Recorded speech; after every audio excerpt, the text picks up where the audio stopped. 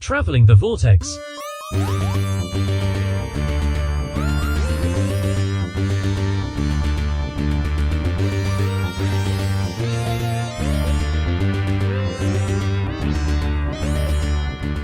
We've joined the Doctor as he travels the Vortex and arrive at episode 539, where there's a bunch of Tots killer Commandos. I'm Keith. I'm Sean. I'm Glenn. How's it going, guys? Good. How are you guys? Not too bad. How's everybody been doing? What have you been doing? Why have you been doing? These Why? Are loaded questions. Yeah. Why? Why is Gamora? Yeah.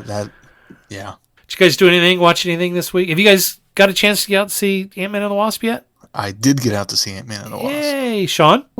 I did not. Oh, no. Well, Keith, what did you think? Spoiler free, what did you think? I thoroughly enjoyed it. I always enjoy Ant-Man movies more than I think I will. Yeah, I agree. From the get-go, the first one I enjoyed it more than I thought I would.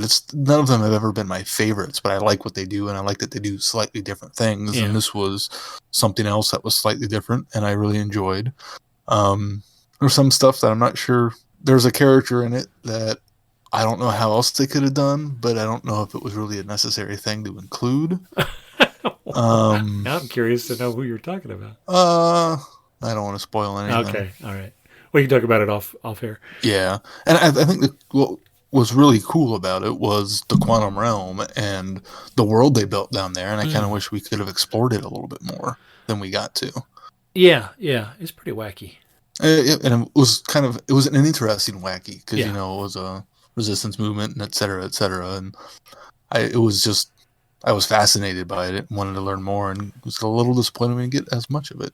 But other than a couple of small things like that, I thoroughly enjoyed the film. Yeah, I think it's getting. I don't think it's getting hate because I don't think anybody hates it, but the critics panned it, but it still has a pretty good audience score, and I think the critics are. I don't want to say this because then it sounds like I'm leaning into the discussion of what it is, but I think that the critics are the honeymoon's over for the critics as far as Marvel goes. Mm-hmm. I think that they feel like the movies are being made for fans now, and so they're being a little more critical than maybe they could be, because I think that a lot of them kind of nitpicked on things in this film that didn't need to be nitpicked because it's just a fun movie. I mean, it is setting up our big bad for presumably the run of the rest of the multiverse saga, but I think that they're giving it some undue hate, or at least some undue negative critiques that I don't think are necessarily levied against this film. Fairly levied against this film. And I do have to say that post Infinity Saga, my excitement level for Marvel movies is dropped considerably. Well, yeah, I'm just not. There's just not as. I don't know if it's lost a bit of magic to it, or just we hit the height that I thought we were going to hit, and I don't see how we can reach it again. I don't know. That's just it. The last two Avengers films set the bar so high that everything else has been, paled in comparison so far. So, and for the most part, the returning characters have been fairly solid entries. Ant-Man, I think, is considered a fairly solid entry also. Yeah. And then there have been a couple of new introductions that have been exciting and fun to watch, but that's mostly just been on television, not at the movie theater. So I don't know. And the other thing I could complain about it is it straddled the line a little too much. Maybe it should have been wackier and a bit stranger. Yeah. And a bit more out there instead of trying to kind of appease both worlds. That's a good point. I would agree with that. I think it could have got a little wackier too. Yeah, I like talking out the side of my mouth since I haven't seen it yet, but I think a lot of it. I totally agree with you, Keith. I can't say that I'm not excited. I mean, obviously, I'm gonna go see the new Marvel movie, but it's 2 weeks out and you haven't gone to see it. Yeah, you would have been there regardless of your cruise. You would have found a way to see the movie the opening weekend. Exactly. I think it's just Marvel fatigue at this point. I think between all of the new products that are coming on Disney Plus and all the stuff that post-snap depression maybe is a good way to look at it. But so far, I mean, I've enjoyed the films in Phase 4, but I haven't really been knocked through the back wall of the theater by the films in Phase 4. Well, and really, we haven't gotten... with a handful of exceptions. We haven't gotten a lot of quote-unquote films in Phase 4. We got a lot of television, and I think even Kevin Feige realized that they maybe needed to slow the roll on the Disney Plus stuff because, we got a lot of content. I think what it felt like was when there wasn't a TV show on, there was a movie in theaters, and when there wasn't a movie in theaters, there was a TV show on. And I think that there was no time to kind of breathe between those and build up some anticipation for the next project. And I think Kevin Feige knows that, because you'll notice we haven't got a date for Secret Invasion, and they've kind of put whether we haven't even gotten a date for Agatha Coven of Chaos, which now I think they've pushed out a year. I think it starts next year. We haven't. I think the next thing after that was what was the next project that we were supposed to get that was in the besides the second season of, we know definitely is coming, the second season of What If, for sure. And Loki. And Loki, that's it. And then Loki season 2. I bet we only get those 3 shows this year, because I think they're going to slow down on that output. So, which I think will be good. Yeah. Well, and especially when we've gotten, these great TV shows that give us time to explore all sorts of different avenues that we don't get to explore in the movies, it makes me a little less excited to get the cliff notes in the movies. Yeah. When I can get a deeper, more enriching story on television and not have to pay a larger amount of money for a one-time viewing. Yeah. I talked a little bit about this on the blog of Eternal Stench, where it's interesting from the standpoint that in some ways the pandemic hitting when it did was the perfect breather for us, because I think it was a little too much, but yeah. Well, I mean, I can't imagine marching right back into the theater for the next post-snap film. Well, I needed sure. that kind of going to see Black Widow right away afterwards. Yeah, and that was still a misfire, because it's a good movie. It should have come out way sooner. Yeah. But it also had the double-edged sword of, because of the pandemic, and then everything, let's go streaming and let's really focus on the TV end of things to, entertain people while we're at home. Don't get me wrong, very grateful for that there was new content coming, but at the same time it just became and then especially if, as a Disney Plus fan, if you are both a Star Wars person and a Marvel person, then it's constantly there's a new show on. Oh, Bad Batch is on. Oh, this is on. Oh, we're getting a new episode of that. Or, and I'm behind on those too. I still haven't watched me too. I'm such a bad Star Wars even though everybody fan. tells me how fantastic it is. So I am such a bad Star Wars fan. I'm behind on Bad Batch and Andor, and I feel guilty, but there's only so much time in the day, fortunately. But I still haven't even started Andor. See, I would watch Andor over Bad Batch any day. Yeah. And then I had another friend tell me Bad Batch is also easier because it's a half hour. I had another friend tell me today that I need to just go ahead and don't bother trying to play catch up with Picard and just jump in on season 3. Because it's that good, and you can go back and watch the 2 bad prequel seasons later. Right. I've heard the same thing, that the first 2 are just not even worth watching, but the 3rd season, it sounds like they finally got it right. Well, wait till they finish it, because I enjoyed season 1 thoroughly until the end. So, well, did you guys watch anything else? We didn't do much. We've been playing a lot of Catan, which nice. Yeah, that's become one of our new favorite games. And then Holly ordered another one called Mysterium, but we haven't played it yet. It's a few years old, but we heard it's really good. The other thing I did was I have now finished reading all of the Miss Peregrine's Peculiar books. Oh, really? I thoroughly enjoyed the saga of the 6 books. There's 2 ancillary books, one of which is really enjoyable. The other which is, I don't know if I'd recommend anybody really reading it, because it's pointless. Unfortunately, it's the most recent one. Yeah, it's a neat idea. It's Miss Peregrine writing a book of how to live in the peculiar world, but it's like it's, I guess, after directly on the heels of the final book, it feels unnecessary. Maybe if it had been the couple of years between release dates, I would feel differently. But the series itself, I thoroughly enjoyed. I read the last 3 back to back to back. Wow. And they all kind of started to blur together what happened in what book, because I was just consuming it that quickly. I picked up the audiobook of Ready Player 2 at the library, and I'm probably a fourth of the way through that at the moment. It was better than I expected it to be. It's starting to pick up. I was a little concerned over some of the decisions that Wade is making in the early chapters. He does not come across as the nicest individual in the world. But we're actually into the quest part of it has just really started, and it's starting to, okay, this is kind of what I was missing, is more of this and less of the other. And then Mel and I really just kind of been trying to play catch up on our Oscar movies before going into. We have to get our picks in this weekend for the Pod versus Pod Oscar Challenge that we are participating in again. So we watched Marcel the Shell with Shoes On, which finishes off our animated run. It was cute, not great. We tried to watch Tar, and I feel genuinely bad about this. I think if you have a background in music, you will probably really appreciate this film. I think if you don't have an appreciation in music, it's very high-minded and pretentious and kind of talks down to you because you don't have that. And it's very smug. And admittedly, as the story progresses, it's supposed to be. Mm-hmm. And Cate Blanchett is great, but neither one of us could find ourselves caring enough to continue with it. We actually turned it off about an hour and 10 minutes in. And we were just like, you know. And then I went and looked at Wiki to find out what happens. I was like, yeah, I didn't see any of that. There's a trail of breadcrumbs there that I guess would lead you to that. But again, it's done in such a haughty way that it was just kind of like, it was very off-putting. Oh.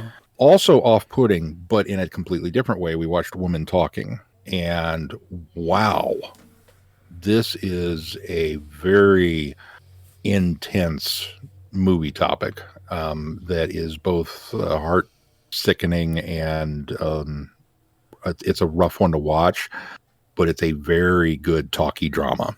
And we watched Amsterdam, which is not nominated for anything, but it was kind of been on our list for a long time since it came out, and I don't know why people don't like that one. we had we caught it on the plane, actually, caught most of it on the plane coming back, and so we had to watch it again when we got home to kind of pick up a few things that, you know, plane noises and turbulence and stuff we missed out on. But right. It's just an enjoyable flick. Huh. Critics are nuts. They are sometimes.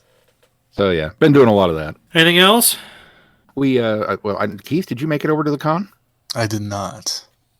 Just real briefly, I think we should throw out that we had our Great Overland Comic Con here in Topeka. Great Overland Station Comic Con. Great Overland Station Comic Con. Thank you. This past weekend, which is a little local con here in Topeka that has been started up and had a pretty decent little get-go for their first go-around. Yeah, I enjoyed it. I thought it's a neat little venue, but I think it's almost too small for what they were trying to do. Although, as we talked about a little bit, doing the sort of the off-site stuff that related to, you know, the bookstore had authors and so on and so on. I think if you were able to get to the off-site stuff, I think maybe that made it feel a little bigger, but unfortunately it wasn't advertised well enough, and so we didn't really get to any of the off-site stuff, so we kind of did everything there at the station. But it was a good little show. It is a little bit of a walk over to Noto from the station. Yeah, absolutely, because there's not a real direct route, because you got to go down, then across the tracks, and then over into the Noto district. So it's about, what, 2 blocks? 3 probably. To get to 3 by the time you put that turn in there. Yeah, exactly. But you know, they had. If only we had the Topeka trolley. lot of dealers. They had a little area for panels in the one room. There was a gaming room where they were doing One Life fundraiser, and then upstairs they had the artist alley, and yeah, it's a well put together little con that I think could grow. And I understand you saw but didn't really see Red Dalek. Yeah, I didn't get a chance to say anything to Eric, but yeah, Red Dalek was there, and he was he was down on the main floor, of course, and then up above you can kind of look over. It's kind of a little mezzanine that you can look over into the rest of the floor of the station, and that's where the artist alley were. And there was a bunch of us sitting up there looking over the rail, and he looked up and he said, The stairs may be a challenge for me now, but you have to come down sometime. So that was kind of funny. He was getting into nice. So good show. Well, I'm glad it was well attended and well organized. Yeah. My other little thing that I did this week is going to be part of a new segment that we are starting called Something New 2-Minute Review. What we're going to do is we're going to, each of us, maybe not every week, but each of us are going to take turns picking something that's new in the Doctor Who universe and doing a quick little 2-minute review. Now, we'll be confined to 2 minutes. If we go a little over, it's not a big deal, but we are going to set a timer and try to get it all within 2 minutes. And spoiler free. And it'll be spoiler free, correct? Because we don't want to, one of us has listened to it or read it or watched it. We don't want to ruin it for the other guys. We don't certainly want to ruin it for people at home that we're surprising you with this. So, but I'm going to do a 2-minute review of All of Time and Space, which is the new 11th Doctor Chronicles. Now, I'm only doing the first story so that I can get it into 2 minutes, and then I will probably review the other parts of the box set as we go along with this. So, all right, I'm going to start the timer, and I'm going to do like we do and start with publisher's summary, just to give some taste of what's coming. So here we go, starting the clock now. And All in Time and Space, which is actually the title of the box set and the first story in this box set. And the publisher's summary is, as concepts go, it's a good one. An adventurer and his friend traveling through all of time and space, righting wrongs and defending those who can't defend themselves. Yet, as its creator is about to discover, there are those who rather this show never existed. What's so dangerous about Doctor Who? Okay, so this is a cool, clever little story that does some really meta things. The main protagonist is a writer called Ellery Quest, and he's pitching a stage play. And what he describes is pretty much the actual and general plot of Doctor Who, and it's even called Doctor Who. The Doctor's companion Valerie are now attempting to make contact with Ellery because they want to be able to help him, and they have a warning for him. And they use storytelling mediums in order to make contact with. So at one point they use a radio. At one point they use, and this sounds really weird, but they become Punch and Judy-like puppets. And at one point they even are communicating to him as a comic strip character in a comic strip in a newspaper. They're limited to these because this whole story takes place in the 1950s, but I can't really give much more away without giving the plot, but I can say that the story turns in on itself, and there are elements that bring to mind the Mind Robber, if there's a little bit of a hint there in the Second Doctor's era. Jacob Dudman's 11th Doctor is spot on, and at times I just fell into it, and I was listening to Matt Smith. He's so good. And of course, we've listened to him do Top of the Tree with young Kazran Sardik from Christmas Carol, and then he also read for Minds of Magnos. So you guys are all with Time Lord Victoria, so you guys are familiar with him, but he does such a spot-on job.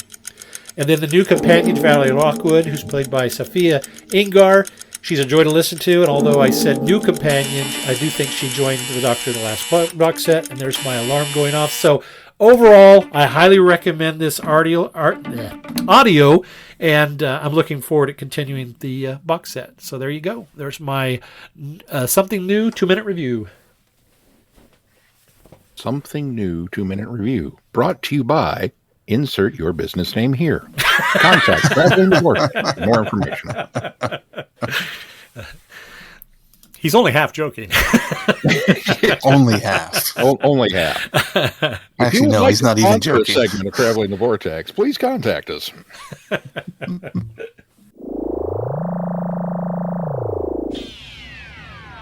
You are invited on an adventure across all of time and space, in a completely random order. It's the Police Box in the Junkyard podcast. Jump in the TARDIS with your hosts, Eric Gulbranson, Asad Kheshki, and Matthew Kressel. Explore Doctor Who TV stories, audio adventures, and books, both novels and non-fiction. The Police Box in the Junkyard podcast. It's the entire Whoniverse on shuffle. The Police Box in the Junkyard podcast is a member of the Direction Point Network and is available about once a month wherever you find your podcasts. You are listening to Traveling the Vortex. Hello, fellow time travelers, and welcome to the Doctor Who Target Book Club podcast, the only podcast to discuss, in story order, all the Doctor Who novelizations. My name is Tony Whitt, and every 2 weeks or so, I'm joined by a 2 to 3 person discussion panel, including our so-called expert who's been a Who fan since 1979. That would be me. We also get the views of intermediate, casual, and novice fans who either have never seen the show or who have never read these books until these podcasts, including Dalton Hughes and Allison Fitz-Seyfried. You can find us on iTunes, Stitcher, Spotify, or wherever you find good podcasts, or even ones like ours. You're listening to Traveling the Vortex, a Direction Point podcast.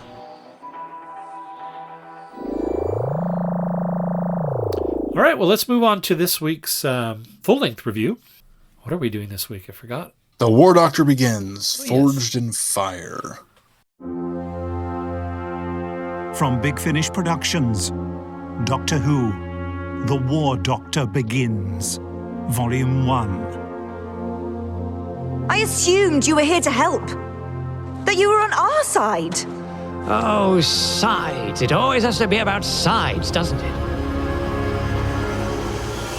Doctor of War, make your choice. We're too close to falter now! Prepare explosives! You try my patience. You try mine! What are they going to do? What you have forced them to! What are they going to do?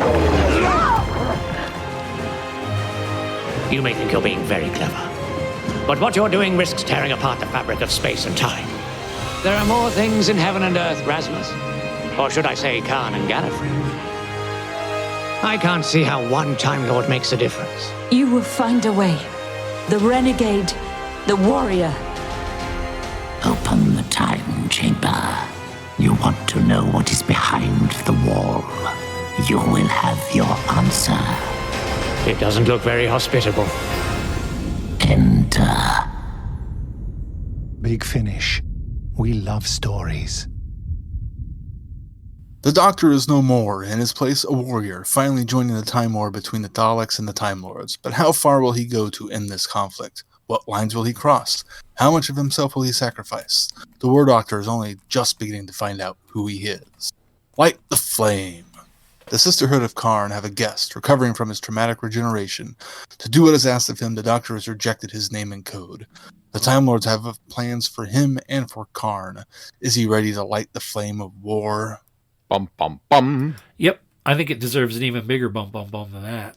This is a great introduction for the War Doctor. Yeah. It was a great introduction for the War Doctor. And what's amazing about it is it literally picks up right after Night of the Doctor. I mean, he's still on Karn. He's still recovering from taking the elixir and changing, his appearance, and His body hasn't even been buried yet. Right, exactly. Yeah, it's absolutely phenomenal. The exploration of the Doctor as he's post-regeneration and his dealings with the Sisterhood of Karn. The fact that Cardinal Erasmus has basically come to collect him and was, along with this other commander that was on a mission that he didn't really know about and is basically tasked by the president to take the eternal flame out of Karn in order to keep it safe. Of course Rassilon would try to do that. That makes total sense. Right. And then, of course, throw this commander under the bus when it goes wrong. Right. I mean, there's which was also satisfying. Oh, yeah, because she was just a piece of work. I have no complaints about the story at all. I absolutely enjoyed the entire story and all the characterizations.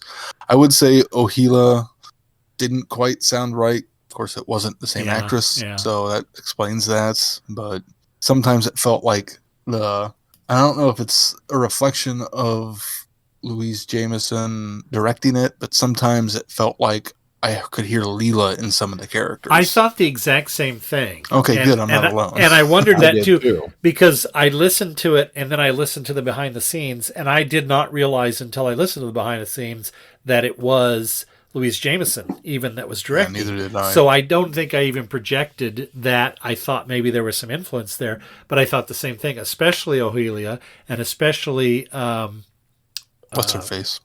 Lithia. Yes, Lithia. Very much both had that Louise Jameson Leela quality to them. And I wasn't sure if that was intentional or if it was not. But I too agree. I wish that, and I can't remember the actress's name that played Ohelia in the main stories, but I had sort of wished to come back. I think this gal was passable, and there's not a whole lot of her. I mean, there's a good balance of her, but not enough that it takes me out of the story that the voice is a bit different. But Jonathan Carley as the young version of the War Doctor, and I'm going to say young version of the War Doctor because he is such a good John Hurt sound-alike. And that this guy, he's amazing that he's able to do this. Now, the reason I say young War Doctor is because, and I think it's intentional from listening to the behind the scenes, listening to them talk, but he has a younger twist to the voice. And at first I wondered if that was because he is a younger guy and maybe he wasn't quite into the edge of William Hurt's voice. But the more that I listened to the behind the scenes, I kind of wondered if maybe this was intentional. And it sounds like Louise Jameson did a lot, because it doesn't sound like this guy was primarily an actor before he took this role. And she's worked with him a bit. And I think maybe that was a choice that they took. And I think it was a right choice because he sounds younger, more enthusiastic, and more jubilant. And I think that works for the War Doctor who's getting ready, who's setting off to war. He's taken on this warrior persona and he's about to go headlong into it. And I think that energy is there, whereas, and we've listened to one and reviewed one, but we'll find later on that when we listen to the ones that John Hurt did, he feels more weathered and more war-worn. And I think that suits those stories as well. So I'm kind of glad they've taken this approach with this one, because I really think it's going to bridge this era from starting from this and then moving into, the end and closer to Day of the Doctor. I would agree 100%. An amazing amount of tap dancing going on in this story. We tap dance between the Doctor and Cardinal Rathmus, and they're kind of not exactly friendship. Begrudging respect, maybe. they're not at odds. I think they've reached a point in their relationship where they're okay being in the same room together. Right. And then very much not with Tamasan later. We've reached. There's a lot of tap dancing between these two slices of the Doctor's persona that, for all of the lore that has suddenly sprouted about the War Doctor and the horrible things that he did in the name of peace and justice in the galaxy, but not in the name of the Doctor. And we're kind of painted a picture. And I remember saying after the 50th how much John Hurt shocked and delighted me, because I was prepared for him to be grumpy, and he wasn't. He was still the Doctor. He was still quite witty and charming. Partially because he's John Hurt, but partially because they didn't want to completely, put the edge on him. Yeah. And so coming into it, I was once again prepared for a little more vicious of an attack dog kind of Doctor. Yeah. And we didn't. We kind of tap danced around that, where he is still finding, for being the warrior, nonviolent ways of handling things. And that was really intriguing and fun to listen to as the box set went on. That it wasn't always. I mean, while we start and he's rummaging through the scrapyard on Karn looking for guns and making the comment about he's far too familiar with all the weaponry, and yet still holding true to the Doctor's ideals where he's not exactly using it. So that was I felt very well done. And then Rassilon. You know what we're going to do? We're going to take the heart of your planet. Wow, you would have made a good Dalek. I'm pretty sure we've heard this before. I loved the tap dancing that they did around Karn itself, where you guys know me. I like my science and my Doctor Who, and I'm not a big fan necessarily of the mysticism that arises from things. And Karn is all about mysticism. Right, Karn is all about the spirituality and the, elemental forces at work. And they very neatly wove a path between those two sides where, well, yes, there's a scientific explanation of this, but then the torch fails. And we're just kind of left with, well, Karn abides, man. They're going to... planet's going to do what it's going to do, and it may not want you to do that. And yet, it was just enough that it wasn't hammered over the head with it, but at the same time, it was very much there. So I thought they just did a top to bottom a phenomenal job with that. Yeah. And then there's Jonathan Carley, who, wow, just I wasn't convinced I wasn't listening to John Hurt through the whole thing from the get-go. I had to keep reminding myself this wasn't him, even though he was projecting a younger version, which, as you said, Glenn, it was absolutely the right decision to give him that youthful exuberance and energy. And yet it still sounds like John Hurt. Yeah. Just an incredible performance. So yeah, there's not very little, I think, that could be said negatively about this story. It was so well done. Back to the balance they strike with the Sisterhood and Karn and Gallifrey, I like that it continues to further explore that that difference and that budding of styles and their history, because the Sister of Karn, as we learned from Brain Morbius and even some more in depth in some of the books, that's what Gallifrey was. They were the spiritual leaders on Gallifrey before they were, cast out politically and then, exiled by Rassilon. And so this kind of it doesn't go, it's not a full exploration, but it goes further to kind of expand that and explore that a little bit too. And I'm with you. I kind of like the balance that it strikes between the technological and the spiritual aspects of both sides of that. And it's something very Rassilon for him to, okay, I'm back in power. Hey, I still have a grudge against these people. Right. let's clean up a few loose ends. They still have something that he wants. So yeah. And even if it's not, a grudge, it's still a slightly pragmatic, albeit egotistical thing to go, oh, that's something we can't let fall in the Daleks' hands. We got to get that under our house. Right, right. I can totally see why Rassilon would decide to do this sort of thing without caring what happened to the Sisterhood of Karn. Oh, I there's no doubt in my mind he knew what would happen. He knew what would happen. He just doesn't care. From Rassilon, from Rassilon's point of view, that's a lucky strike bonus. Right. Yeah.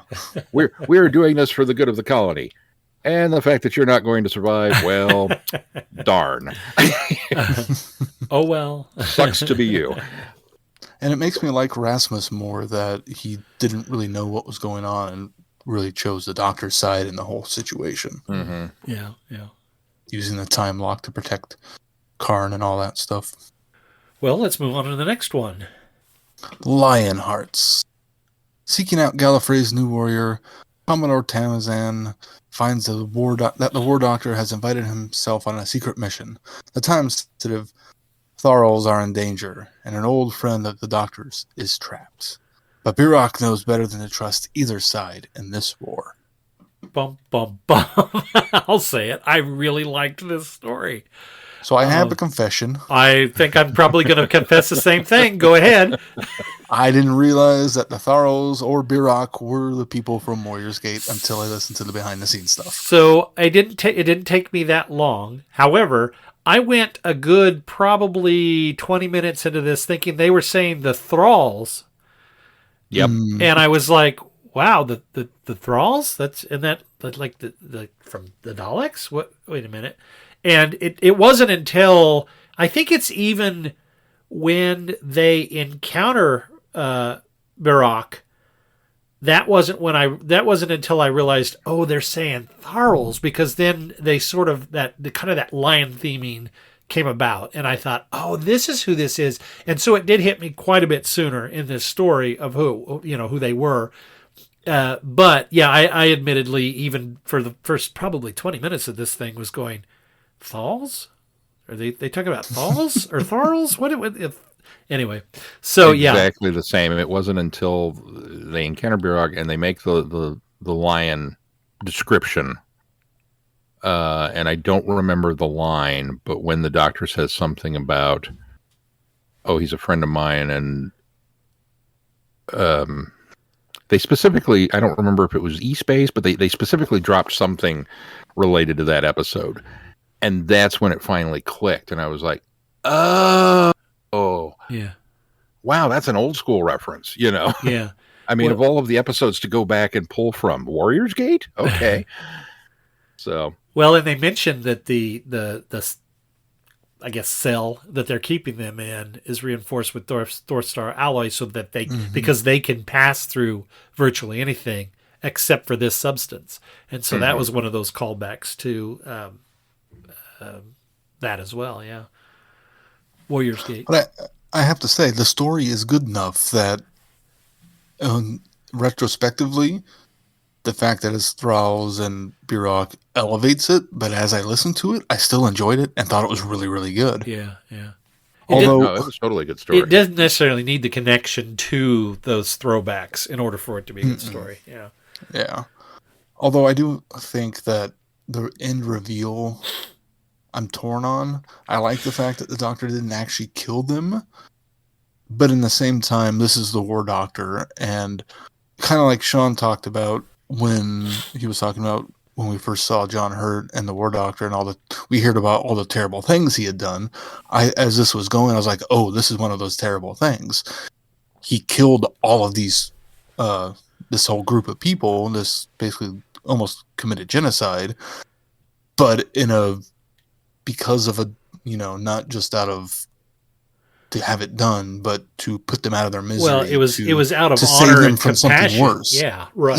Yeah. So he did something horrible out of honor and compassion, and then they kind of undo that. So it felt just like something the Doctor would normally do. It didn't feel like it was anything more that the War Doctor would have done to cross a line. Well, and I felt like it was moving towards that direction, and then they backed off of it. Well, so I was a little disappointed in that. Well, aspect. let me put some perspective on this, because I think what we're missing here, because we don't have a lot of stories of the War Doctor. All we have is the reputation that precedes him, and I think that's what they might be able to mold this Doctor into. Is he has this reputation for all these bad things that he did. And he even has the guilt for probably stepping up so close to having to do some of these things. And that's why he's weathered by this being, this warrior. And I don't think he has any sort of, remorse or what am I looking for? Any ethics about killing Daleks, for sure. No, but definitely not. I think that maybe his reputation precedes him a little more. And then we are making him out to have made worse decisions than maybe he does.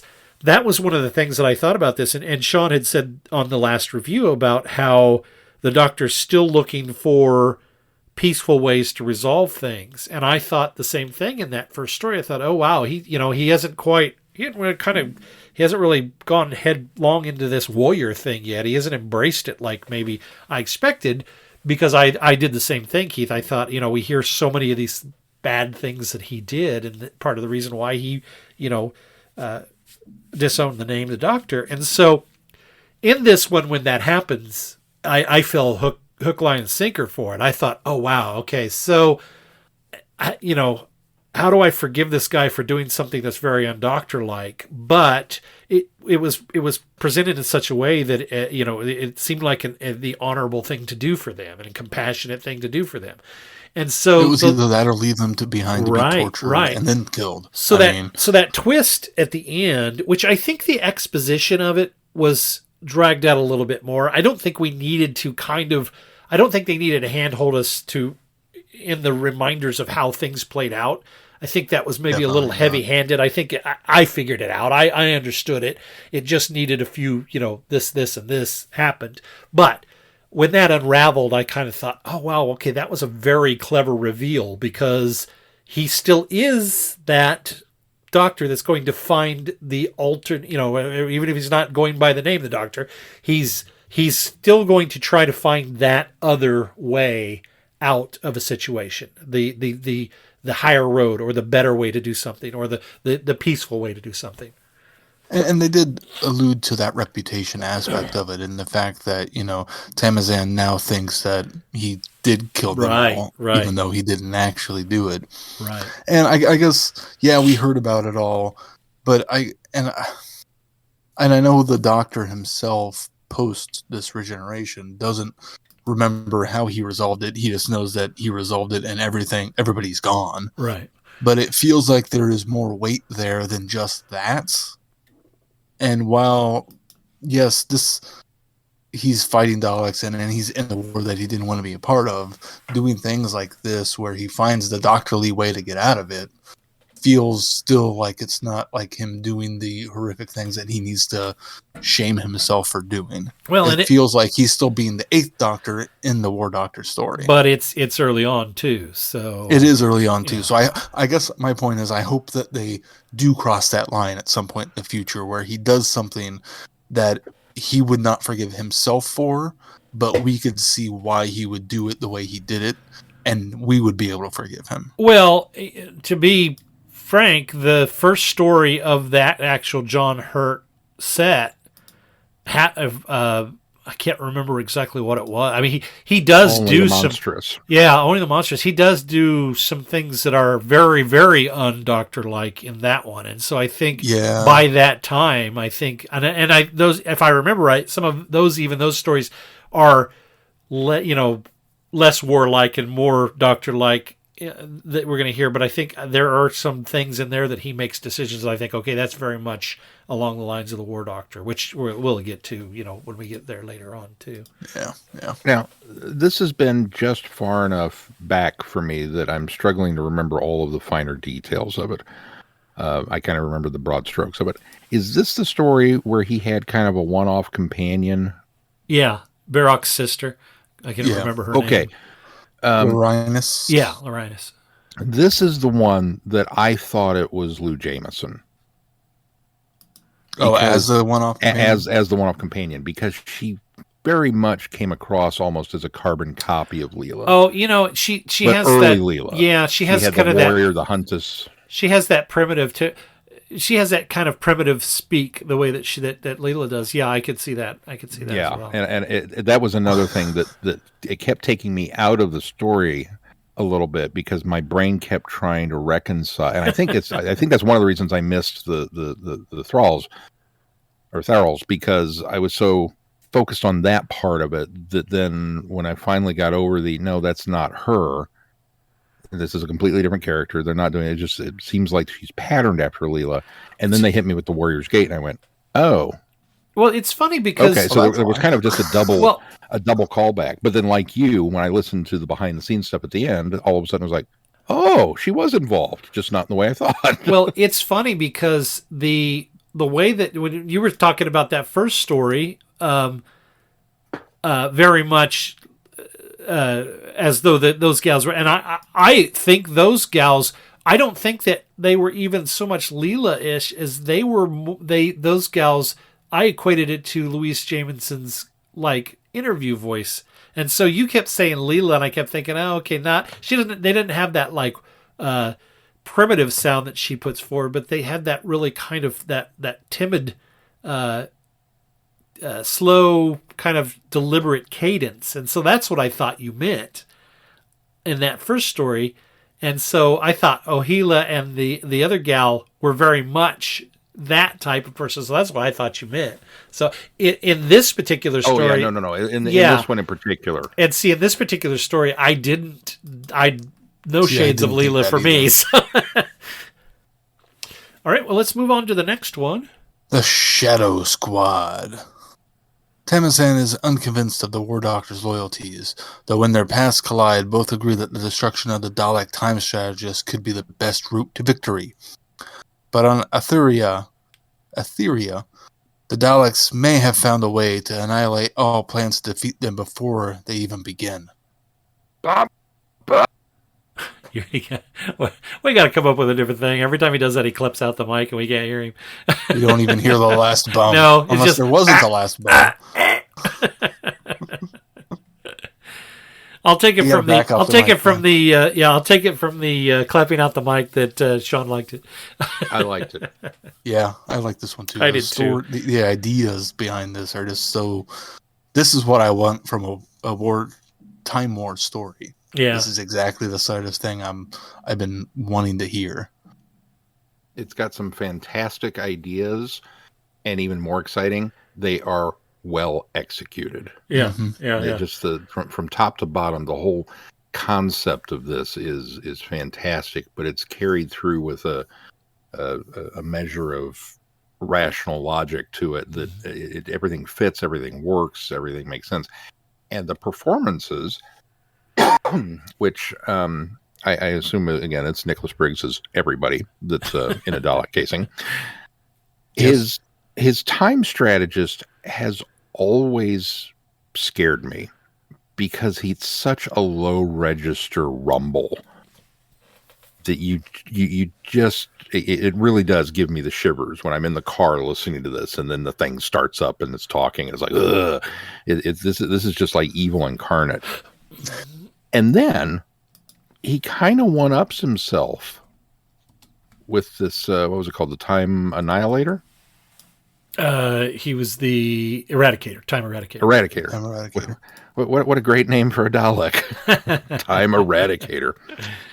But the almost lighthearted, slightly insane sounding Dalek Khan vibe. Yeah, that's exactly what I had. Was the Dalek Khan vibe. Yeah. Definitely. And which makes me wonder maybe if when the Doctor sends him spiraling off through the vortex at the end, if that maybe is going to play into it, that this is the origin of Dalek Khan. We just didn't know it yet. I don't think so, because Dalek Khan had its own backstory that wasn't that this wasn't part of it anyway. So yeah, but they all they said with Dalek Khan was that he was in a battle and lost his shielding, got thrown back into the time vortex, and was buffeted by the time, which is what gave him this ability. Well, yeah, but he was if he was the attack leader of the what were they, the 13th Assault Group? Is that what they called them? The Coldescaro. They were chosen. He was chosen to be part of Coldescaro. I didn't get the impression that there was this step in between that and him going crazy. He basically went crazy because he flew through the basically the time lock and to rescue Davros. So yeah, I didn't get the impression that they were one and the same or connected in any way. But I agree that he very much had Dalek Khan vibes for the most part. But yeah, that's what honestly almost I think maybe made him scarier, because there was a level of, I don't want to say nice, but there was a level of transcendence to him. Yes, transcendence, a level of civility. Mm-hmm. Well, that was scary. He's almost toying with the Doctor. He's almost playing with the Doctor here, and that's what makes him even creepier. Creepy is a good word, because that's just what he came across. I mean, he just has this and it was such an interesting contradiction between the two, because like I said, the Daleks and the Emperor is very big and bombastic and loud, and the Dalek strategist is on the other end, where it's so low of a rumble to him that he doesn't have quite the same gravitas that the Emperor has size-wise, but yet you still are more afraid of him because of the way that he presents himself. And this thing's just kind of out there doing its own thing, and that to me is almost worse, because it's not grounded in a typical Dalek sound. Yeah. It just that floored me more than anything else. I would agree, and I think the time strategist, I think he was creepy in a way because while he was a lot more timid than, say, most of the even the regular Daleks, but certainly more so than the Emperor, but he always had sort of this cold, calculating tone to him, and which makes sense. I mean, the guy's a strategist; he's thinking ahead, and so I've always thought that was creepy. But this, because of that vibe that this one gives off, where he's he's kind of just callously playing with the Doctor and playing with this idea of, I have a one-up on you no matter what you do. That made him even more creepy. Yeah. The revelation that this weapon that they're looking for, I did not see that coming, that the weapon was a Dalek. I thought that was a neat reveal, especially since the weapon gets to reveal itself. That was kind of neat. The concept of the Time Lords being smart enough, catching wind of this. Yes. Plan of the Daleks, and right?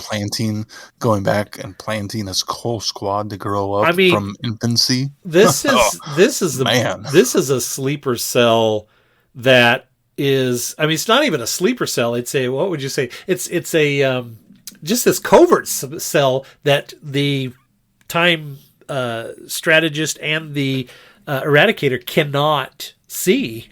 And it was so clever. I loved it. I thought it was such a great idea to have this squad. I like that it sets up with the one timeline where the guy who, the Eradicator finds this guy, and they go and take him out of time, and that's how they set this whole thing up. And I thought, where are they going to go with that? And then to loop and bookend that back at the end, where when those guys don't exist anymore in that form, but this guy has come another way around in this new reality, and he has a family and all the things that these kids basically didn't get. And the Eradicator timeline, I thought that was really neat to kind of fold that over and bookend it that way. Yeah, it really was. It's another example of one of the, closed loop paradoxes that we get so often in Doctor Who, but done so well. Yeah. Yeah, really, really, really liked this story. And having the War Doctor and Tamazan together for a full story was just a delight to hear them banter. Yeah, it really was. Bicker, I guess, is the better word. Anybody else internally screaming when she sets off to do the thing? It's like, stay in the house, Carl.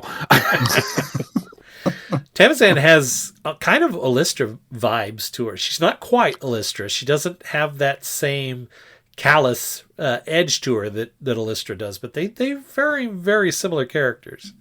Well, I get the impression that, she had studied under the desk of Illustra. Yeah, absolutely. She's definitely one of the ones that Illustra's grooming. Right. Yeah. I want to be you when I grow up. Yeah, pretty much. Absolutely. Yeah, this story it's so well done. It's so well put together. And while it's another one of these ones, and I think I said this about one of the Eighth Doctor stories that we reviewed last time, but it's a story that's complex, but is delivered in simple enough terms that it doesn't get mired in its own complexity. And so I think that, it kind of has sort of those high-minded ideas, those wacky, connecting with different temporal timelines and things like that could end up, an author could make that really confusing and then just kind of use some psychobabble to get around it. This doesn't do that at all. It really kind of simplifies that concept and that idea so that the delivery of that is very straightforward. And this was written by the guy who wrote Full Circle. Oh, is that right? Oh, yeah. Huh. Believe it or not. Well, there you go. Interesting.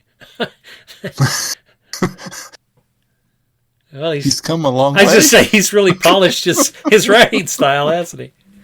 Was Full Circle? That's the first East Base one. That's the first one. Adric story, right? So that's the guy that actually was. He was like, wasn't he like 17 or something when he wrote that? Yeah, he was like super young. Yeah, he's definitely grown into his abilities. He definitely has. Yeah, absolutely. Well, that's great. He has come a long way. Now, to be fair, Full Circle had some really good concepts. I don't know that the delivery was as good, but it conceptually it was had the some execution. Good ideas. I think that fell short on Full Circle. I would agree.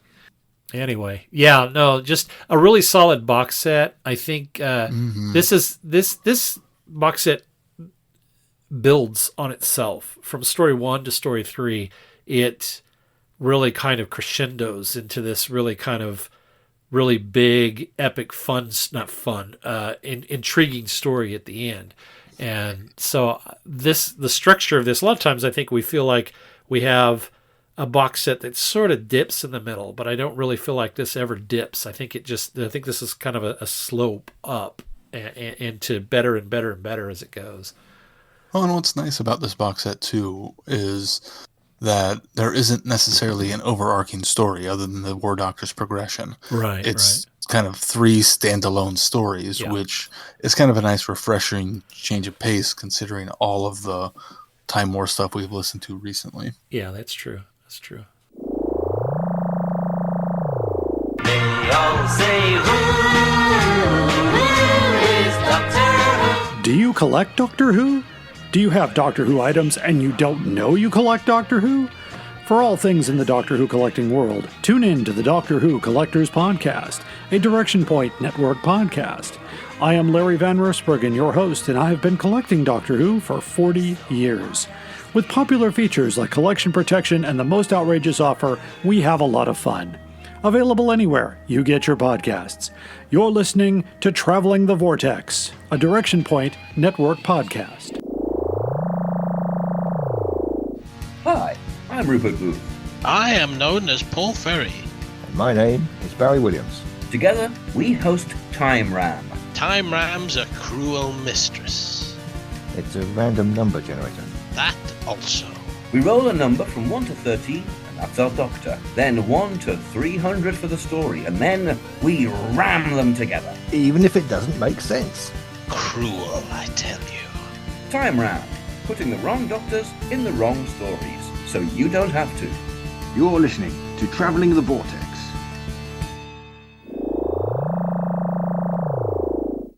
All right, well, Sean, what do we got coming up on the schedule?